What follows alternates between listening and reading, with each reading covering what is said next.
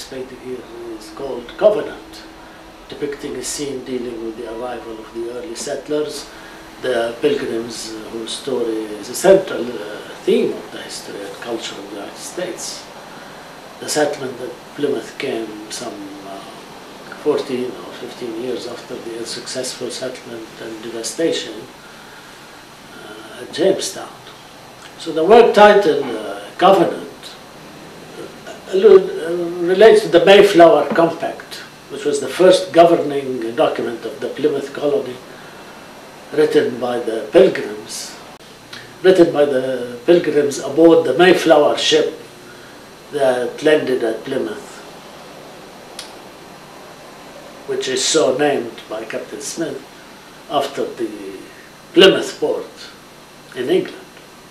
The scene depicted in Covenant contains figures, objects, elements, symbols making reference to the Mayflower ship, the signers of the compact, the Indians who helped the Pilgrims survive. Basing its subject on the early settlers in America, the painting Covenant depicts a scene in two sections.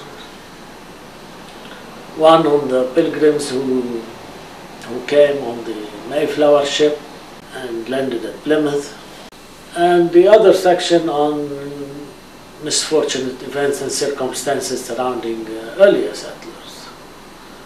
Early settlers, those who perished either at Jamestown or even much earlier, several years earlier, when French settlers landed in St. Augustine in Florida. So the painting's two sections are parted here in the center by a rather red-yellow sun sphere, which is surrounded by forms that pendulous forms that extend themselves over the entire picture surface. At the top right side, you see dripping lines around the sun. They orient the shape of the sail of the Mayflower ship, and then navigate toward what you see, three joint figures that possibly represent the signatories of the Covenant, figures suggesting.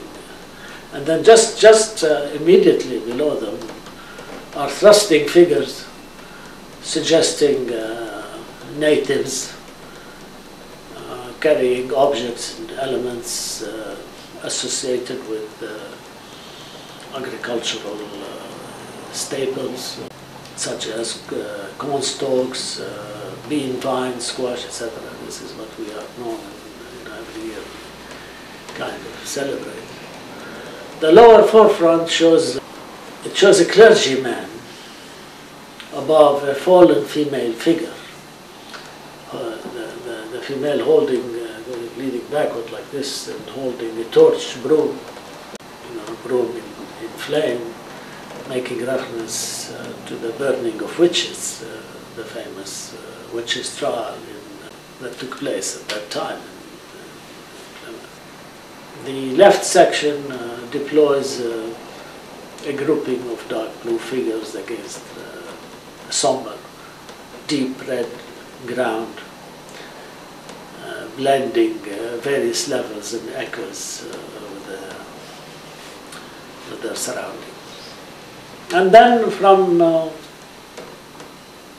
this event, the next 3 or 4 works deal with a set of 18th century events, beginning with birth 1776, when the 13 colonies of North America overthrew the government of the British Empire in the Revolutionary War, the American War of Independence, that resulted in the Declaration of Independence of 1776 and becoming the nation of the United States.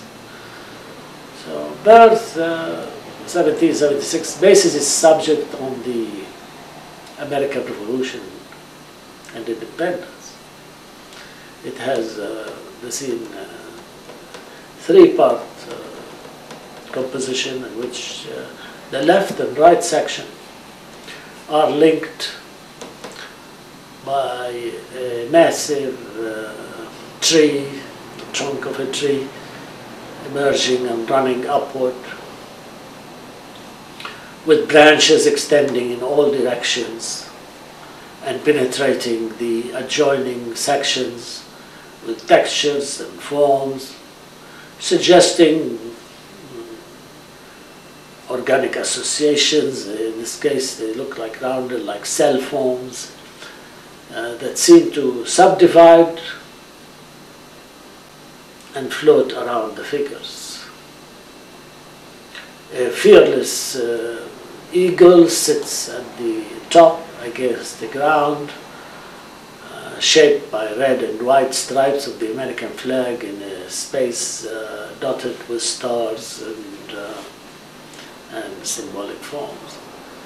The area along the side of the tree trunk has an open space that reveal on one side the face of the country's commander, first president, George Washington. And on the left side of the tree trunk, there's a face of Thomas Jefferson, the author of the Declaration of Independence. The left and right rather triangular sections are joined by the tree trunk in establishing a unified baseline reflecting what you see, muskets, the shape of rifles